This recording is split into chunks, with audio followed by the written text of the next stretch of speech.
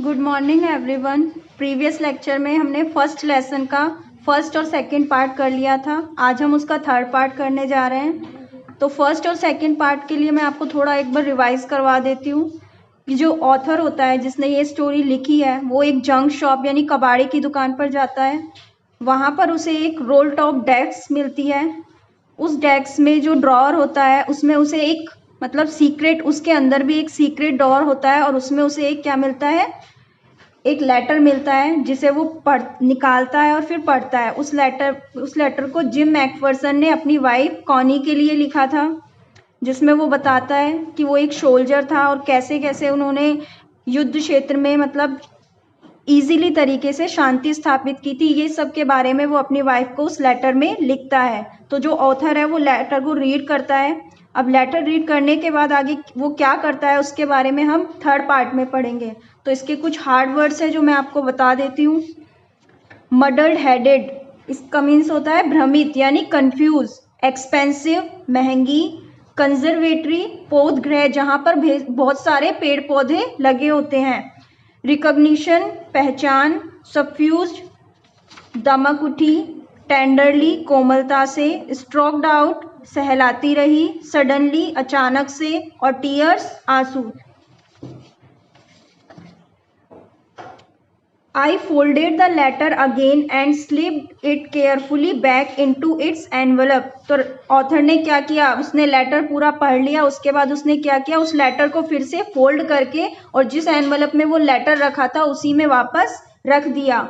I kept awake all night, और वो जो राइटर था वो पूरी रात जागता रहा।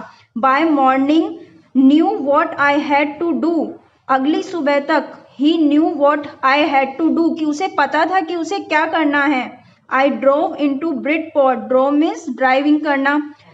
just a few miles away, और वो ड्राइविंग करके I drove into Bridport, वो ब्रिडपोर्ट गया just a few miles away, कुछ ही दूरी पर। I asked a boy walking his dog where Copper Beaches was, तो उसने वहाँ पर एक लड़का जो अपने डॉगी को लेकर घूम रहा था उससे एड्रेस पूछा कि ये कॉपर बीच कहाँ पर है। House number 12 turned out to be nothing but a burned out shell, और उसने मकान का नंबर भी बताया कि हाउस नंबर 12 ये कहाँ पर है।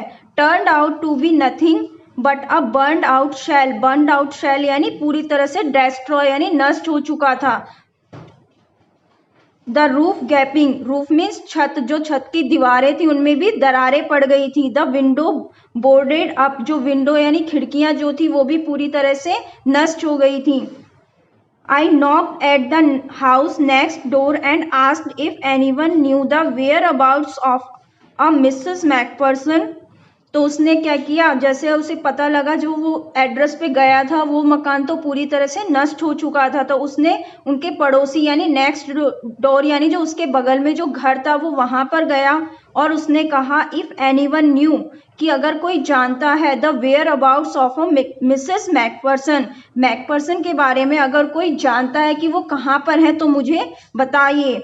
ओ yes said the old man in his slipper, तो एक आदमी ने, जो कि एक बूढ़ा आदमी था, स्लीपर यानी चप्पलें पहने हुए था, उसने कहा ओ यस, हाँ मैं जानता हूँ। ही न्यू हर वेल, वो उसे अच्छी तरह से जानता था। A lovely lady, he told me, a bit muddle headed but at her age she was entitled to be, was not she, वो कहता है कि वो बहुत ही लवली लेडी थी। ही टोल्ड मी, उसने मुझे बताया।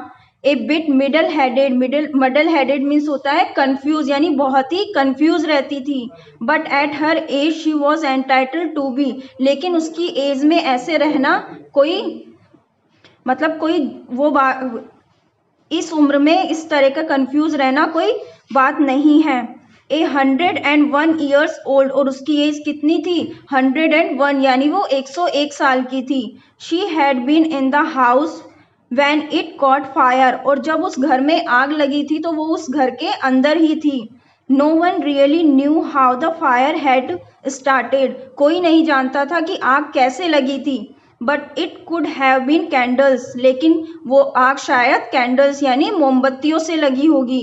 She used candles rather than electricity, electricity होती है बिजली और वो किसको, मतलब इलेक्ट्रिसिटी, बिजली से ज़्यादा किसको महत्व देती थी? कैंडल्स यानी मोमबत्तियों को महत्व देती थी। बिकॉज शी ऑलवेज थॉट, क्योंकि वह हमेशा सोचती थी, electricity was too expensive, expensive होती है महंगी, कि बिजली कैंडल से ज़्यादा महंगी होती है। The fireman had got her out just in time, और फायरमैन जो आग बुझाने वाले होते हैं उन्होंने समय पर आकर उसे उस घर से बाहर निकाल लिया था।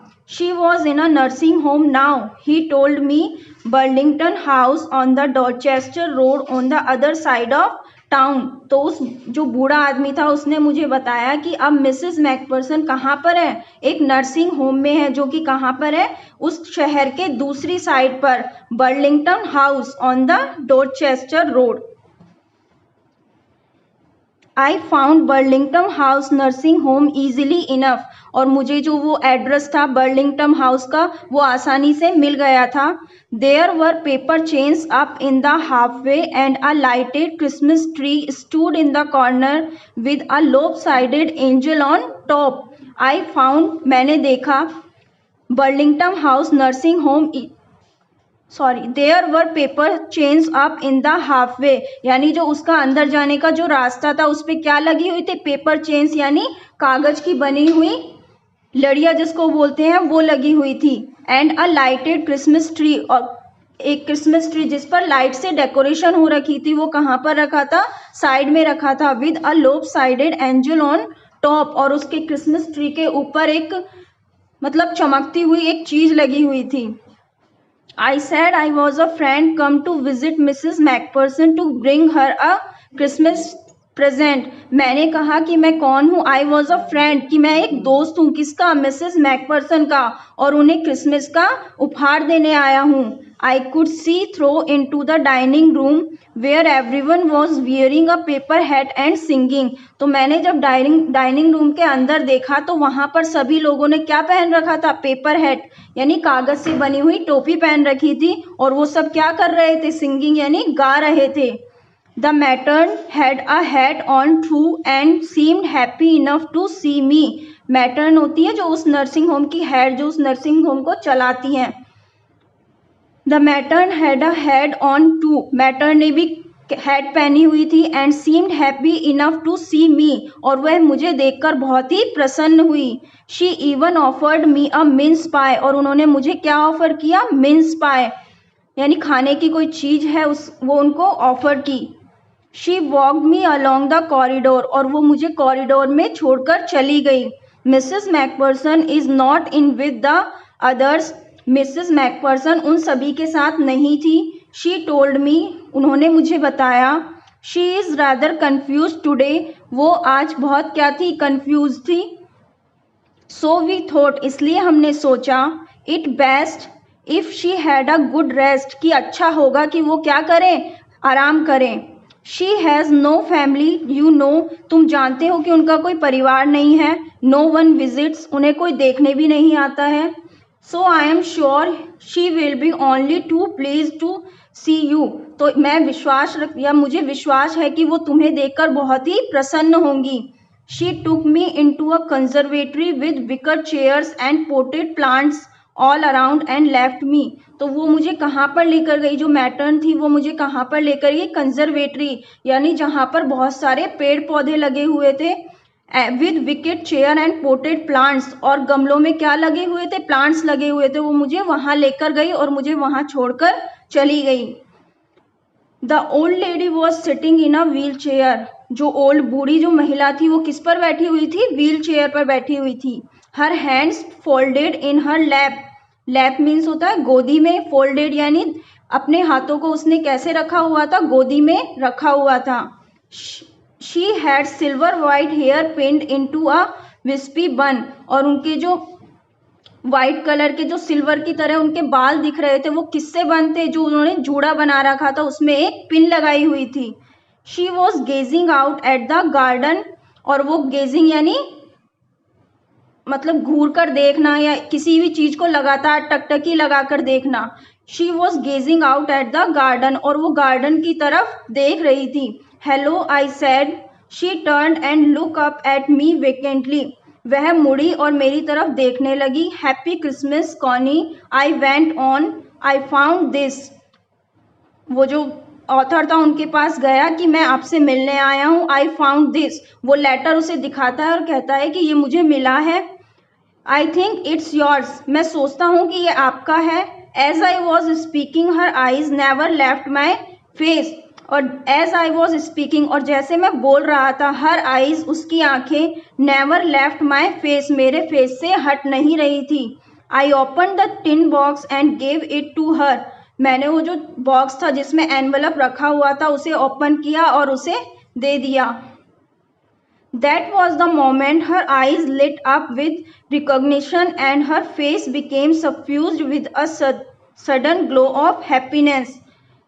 That was the moment, कि वह जो पल था या वह जो क्षण था, हर आइज, उसकी आंखें, लिट अप विद रिकॉग्निशन, उसकी आंखें मतलब लिट अप यानी बहुत ज़्यादा चमकदार हो रही थी क्योंकि वो उस लेटर को पहचान गई थी। And her face become suffused with a sudden glow of happiness, और उसके फेस पर अचानक से क्या आ गई थी? हैप्पीनेस, यानी बहुत ही खुशी आ गई थी। आई एक्सप्लेन्ड अबाउट द डेस्क, मैं उसे डेस्क के बारे में बता रहा था, सब बातें बता रहा था कि कैसे उसने कबाड़ी की शॉप से वो डेस्क लिया, उसमें उसे वो एनवलप मिला। About how I had found it, कि वो बता रहा था कि कैसे उसे वो लेटर मिला था। बट आई डोंट थिंक, लेकिन मैं नहीं जानता, शी वॉज लिसनिंग, कि वो मेरी बातें सुन भी रही थी। मुझे नहीं लगता कि वो मेरी बातें सुन भी रही थी क्योंकि वो तो उस लेटर को देखकर बहुत ज़्यादा खुश हो गई थी। For a while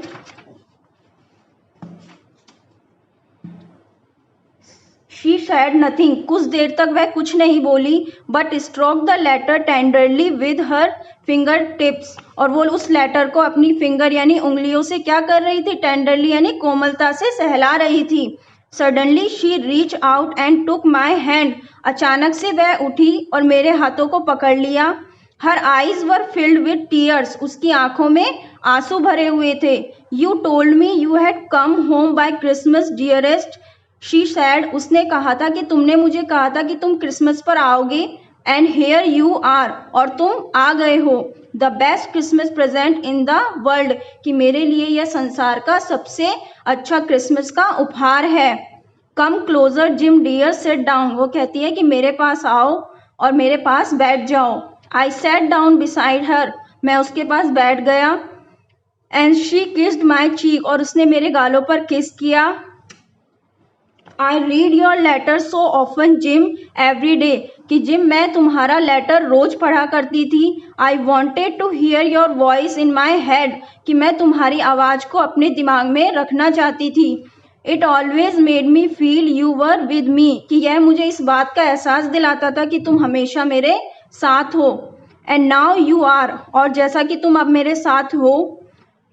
now you are back your Now you are back, you can read it to me yourself, कि क्या ये लेटर अब तुम मेरे लिए पढ़ सकते हो? Would you do that, क्या तुम ये कर सकते हो? For me, मेरे लिए। Jim dear, I just want to hear your voice again, कि मैं तुम्हारी आवाज़ फिर से सुनना चाहती हूँ। I had loved that so much, कि मैं तुम्हारी आवाज़ को बहुत ज़्यादा पसंद करती हूँ। And that perhaps we will have some tea, और फिर हम इसके बाद शायद कुछ चाय लें।